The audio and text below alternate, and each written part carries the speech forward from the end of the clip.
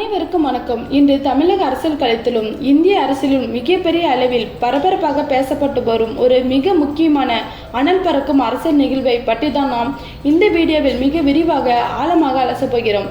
தமிழக அரசியலில் ஒரு புதிய சகாப்தத்தை தொடங்கி முதலமைச்சராக பொறுப்பேற்றுள்ளார் விஜய். அவர்களின் டெல்லி பயணம் தான் தற்போது ஒட்டுமொத்த அரசியல் பார்வையாளர்களின் கவனத்தை ஈர்த்துள்ளது. முதல்வராக பதவியேற்ற பிறகு மாநிலத்தின் பல்வேறு கோரிக்கைகளை முன்வைப்பதற்காகவும் மத்திய அரசுடன் ஒரு சுமூகமான உறவை பேணுவதற்காகவும் முதலமைச்சர் விஜய் அவர்கள் 2 நாள் பயணமாக டெல்லி சென்றார். டெல்லியில் அவருக்கு அளிக்கப்பட்ட வரவேற்பு, அவர் சந்தித்த தலைவர்கள் மற்றும் அவர் சந்திக்க முடியாமல் போன தலைவர்கள் என இந்த பயணம் முழுவதும் பல அரசியல் திருப்பங்களும் மர்மங்களும் வாதங்களும் நிறைந்து காணப்படுகின்றன. குறிப்பாக பிரதமர் நரேந்திர மோடியை சந்தித்து பல்வேறு முக்கிய கோரிக்கைகளை முன்வைத்தார் முதலமைச்சர் விஜய். இந்தியாவின் மிக முக்கிய அதிகார மையமாக கருதப்படும் மத்திய உள்துறை அமைச்சர் அமித்ஷாவை சந்திக்காமல் திரும்பியது ஏன் என்பதுதான் இந்திய மிகப்பெரிய பேச்சு பொருளாக மாறியுள்ளது. அமித்ஷா அவர்கள் விஜயை சந்திக்க நேரம் ஒதுக்கவில்லையா அல்லது வேண்டுமென்ற ஒரு சந்திப்பு தவிர்க்கப்பட்டதா? இதன் பின்னணியில் உள்ள டெல்லி அரசியல் கணக்குகள் என்ன? உள்துறை அமைச்சகம் இது குறித்து என்ன விளக்கம் அளித்துள்ளது? இந்த எல்லா கேள்விகளுக்கான விடைகளும் இந்த பின்னணியில் உள்ள அரசியல் யூகங்களையும் நாம் அக்குவேராக ஆணுவேராக இந்த வீடியோவில் விரிவாக பார்க்க போகிறோம். முதலில் முதலமைச்சர் விஜய் அவர்களின் இந்த டெல்லி பயணத்தின் முக்கியத்துவத்தை பற்றி நாம் புரிந்து கொள்ள வேண்டும். தமிழகத்தின் முதலமைச்சராக பொறுப்பேற்ற பிறகு மாநிலத்தின் வளர்ச்சிக்காகவும் உரிமைகளுக்காகவும் குரல் கொடுக்க வேண்டியது ஒரு முதல்வரின் கடமையாகும். அந்த வகையில் தனது டெல்லி பயணத்தின் போது பிரதமர் நரேந்திர மோடியை மிக முக்கியமாக சந்தித்து பேசினார் முதலமைச்சர் விஜய். இந்த சந்திப்பு வெறும் மரியாதை நிமித்தமான சந்திப்பாக மட்டும் இல்லாமல் தமிழகத்தின் மிக முக்கிய வாழ்வாதாரம் மற்றும் உரிமை சார்ந்த பிரச்சனைகளை உள்ளடக்கியதாக அமைந்திருந்தது. குறிப்பாக பிரதமர் மோடியிடம் 4 மிக முக்கியமான கோரிக்கைகளை முதல்வர் விஜய் முன்வைத்துள்ளார். அதில் முதலாவது மற்றும் மிகவும் முக்கியமானது காவேரி பிரச்சனை. கர்நாடக அரசு காவேரியின் குறுக்கே மேகதாதுவின் புதிய அணை கட்ட தொடர்ந்து முயற்சிகளை மேற்கொண்டு வருகிறது. இதற்கு எக்காரணம் கொண்டு மத்திய அரசு அனுமதி அளிக்கக்கூடாது என்பதை திட்டவட்டமாக பிரதமரிடம் அவர் வலியுறுத்தியுள்ளார். காவேரி நீர் என்பது தமிழக விவசாயிகளின் வாழ்வாதாரம். டெல்டா மாவட்டங்களில் விவசாயத்தை நம்பி இருக்கும் லட்சக்கணக்கான குடும்பங்களில் எதிர்காலம் இந்த காவேரி நீரில் தான் அடங்கியுள்ளது. மேகதாதுவின் அணை கட்டப்பட்டால் தமிழகத்திற்கு வர வேண்டிய நீர் முற்றிலும் தடுக்கப்படும் அபாயம் உள்ளது. இதை உணர்ந்து மாநிலத்தின் முதல்வராக பிரதமரிடம் இந்த கோரிக்கையை மிக ஆழமாக பதிவு செய்துள்ளார். இரண்டாவது முக்கிய கோரிக்கை மாநில சுயாட்சி மற்றும் மொழி உணர்வு சம்பந்தப்பட்டது. மத்திய அரசின் கட்டுப்பாட்டில் இயங்கும் நிறுவனங்கள் மற்றும் அரசு நிகழ்ச்சிகளில் தமிழ்தாய் வாழ்த்துக்கு முதலிடம் அளிக்க வேண்டும். தமிழ் மொழியின் தொன்மைக்கும் பெருமைக்கும் உரிய அங்கீகாரம் மத்திய அரசு நிகழ்ச்சிகளில் வழங்கப்பட வேண்டும் என்பதை ஒரு உறுதியான கோரிக்கையாக முன்வைத்துள்ளார். இந்த 2 கோரிக்கையுமே தமிழக மக்களின் உணர்வோடு நேரடியாக கலந்தவை. பிரதமர் உடனான இந்த சந்திப்பு ஒருபுறம் வெற்றிகரமாக நடந்ததாகவே தமிழக அரசியல் வட்டாரங்களில் பார்க்கப்படுகிறது. பிரதமர் உடனான சந்திப்பை தொடர்ந்து மத்திய நிதி அமைச்சர் நிர்மலா சீதாராமையும் முதலமைச்சர் விஜய் சந்தித்து பேசினார். மாநிலத்தின் நிதி நிலை, ஜிஎஸ்டி நிலுவைத் தொகைகள் மற்றும் தமிழகத்திற்கு தேவையான கூடுதல் நிதி ஒதுக்கீடுகள் குறித்து இந்த சந்திப்பில் விரிவாக வாதிக்கப்பட்டதாக தெரிகிறது. ஒரு புதிய அரசு பொறுப்பேற்றுள்ள நிலையில் மாநிலத்தின் பொருளாதார வளர்ச்சியை வேகப்படுத்துவதும் மக்கள் நலத்திட்டங்களை தடையின்றி செயல்படுத்துவதும் மத்திய அரசின் நிதி ஒத்துழைப்பும் மிகவும் அவசியம். அந்த வகையில் நிதி அமைச்சருடனான சந்திப்பு மிக முக்கியமான ஒன்றாகவே அமைந்தது.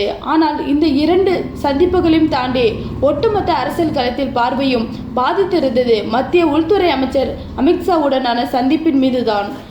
இந்திய அரசியலை பொறுத்தவரை பிரதமர் மோடிக்கும் அடுத்தபடியாக சொல்லப்போனால் பல நேரங்களில் அரசு இயந்திரத்தின் அச்சயாணியாக செயல்படுவர் உள்துறை அமைச்சர் அமித்ஷா. மாநில அரசுகளின் சட்ட ஒழுங்கு, உள்நாட்டு பாதுகாப்பு, மாநிலங்களுக்கு இடையிலான பிரச்சனைகள் என பல முக்கிய விவகாரங்களுக்கு உள்துறை அமைச்சகத்தின் கட்டுப்பாட்டில் தான் வருகின்றன.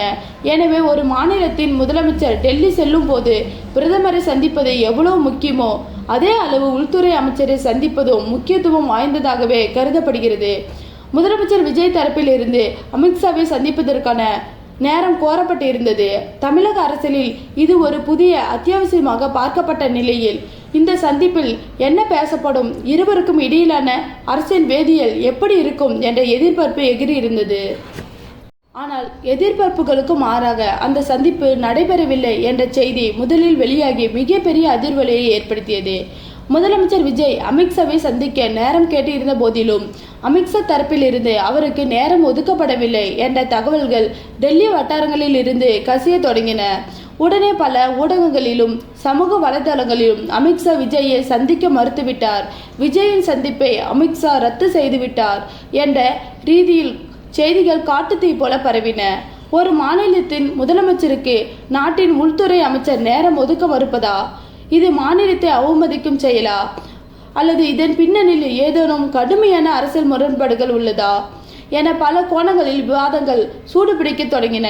விஜய் அவர்கள் அரசியலுக்கு வந்து முதல்வராக பொறுப்பேற்றுள்ள நிலையில் அவர் முன்வைக்கும் அரசியல் சித்தாந்தங்களும் டெல்லி தலைமையின் சித்தாந்தங்களும் வேறுபட்டதாலே இந்த புறக்கணிப்பு நடந்ததா என்ற கேள்வியும் எழுந்தது. தமிழக எதிர்க்கட்சிகளும் இந்த விவகாரத்தை கையில் எடுத்து மாநிலத்தின் முதலமைச்சருக்கு டெல்லியில் உரிய மரியாதை கிடைக்கவில்லை என்ற விமர்சிக்க தொடங்கினர்.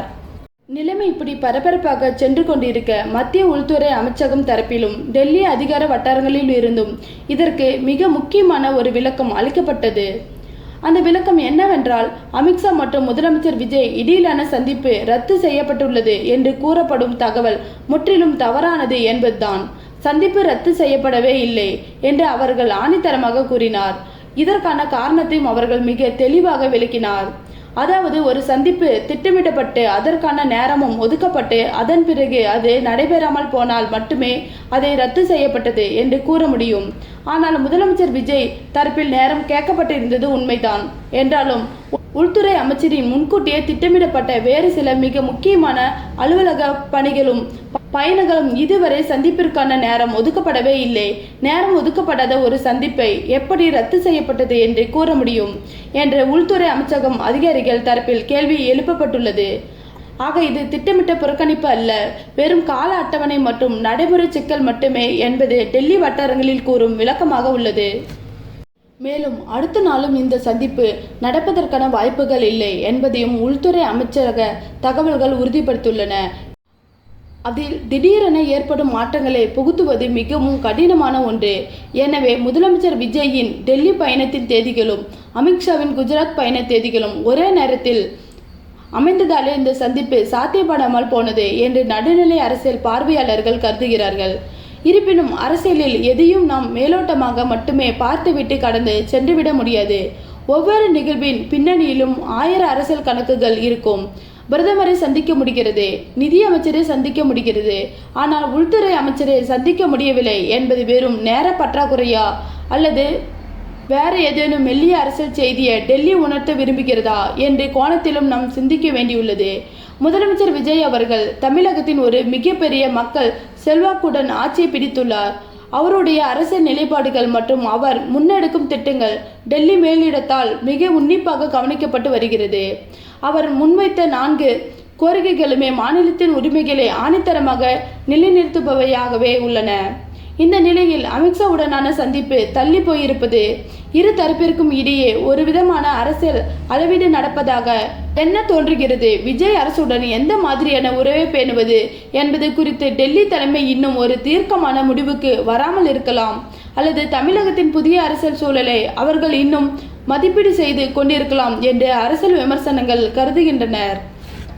மறுபுறம் தமிழக அரசியல் அரங்கில் இது ஒரு மிகப்பெரிய வாத பொருளாக மாறியுள்ளது. முதலமைச்சர் ஒருவர் டெல்லி சென்று முக்கிய அமைச்சரை சந்திக்க முடியாமல் திரும்புவது எதிர்க்கட்சிகளுக்கும் ஒரு அரசியல் ஆயுதமாக கிடைத்துள்ளது.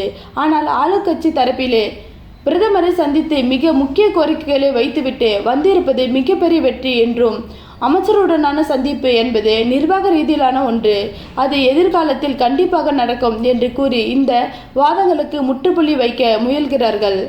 எது எப்படியோ இந்த ஒரு நிகழ்வு டெல்லிக்கும் தமிழகத்திற்கும் இடையிலான அரசியல் உறவில் ஒரு சிறிய சலசலப்பை ஏற்படுத்தியுள்ளது என்பதை யாரும் மறக்க முடியாது. இந்த நிகழ்வில் இருந்து நாம் தெரிந்து கொள்ள வேண்டிய முக்கிய பாடம் என்னவென்றால், டெல்லி அரசியல் என்பது எப்போதுமே மிகவும் நுட்பமானது. அங்கு நடைபெறும் ஒவ்வொரு சந்திப்பும், ஒவ்வொரு புன்னகையும், ஒவ்வொரு நிராகரிப்பும் பல அரசியல் அர்த்தங்களை உள்ளடக்கியது. முதலமைச்சர் விஜய் அவர்கள் தனது அரசியல் பயணத்தில் முதல் முறையாக ஒரு மிகப்பெரிய நிர்வாக பொறுப்போடு டெல்லியை அணுகியுள்ளார். இந்த பயணம் அவருக்கு மத்திய அரசியல் செயல்பாடுகள் குறித்தும் டெல்லி அதிகார வர்க்கத்தின் அணுகுமுறைகள் குறித்தும் ஒரு மிகப்பெரிய அனுபவத்தை கொடுத்திருக்கும் என்பதில் சந்தேகமில்லை. அடுத்த முறை அவர் டெல்லி செல்லும் போது அல்லது டெல்லி தலைவர்கள் தமிழகம் வரும்போதும் இந்த அரசியல் சதுரங்க ஆட்டம் எப்படி மாறப்போகிறது என்பதை நாம் பொறுத்திருந்துதான் பார்க்க வேண்டும். இது போன்ற ஆழமான அரசியல் செய்திகள் மற்றும் பகுப்பாய்வுகளுக்கு தொடர்ந்து இணைந்திருங்கள். நன்றி, வணக்கம்.